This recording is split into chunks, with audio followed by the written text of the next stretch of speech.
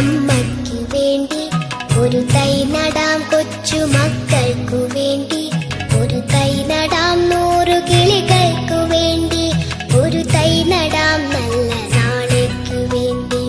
ഒരു തൈ നടാം നമുക്കമ്മയ്ക്കു വേണ്ടി, ഒരു തൈ നടാം കൊച്ചു മക്കൾക്കു വേണ്ടി ഒരു തൈ നടാം, 100 കിളികൾക്കു വേണ്ടി ഒരു തൈ നടാം, നല്ല നാളേക്കു വേണ്ടി.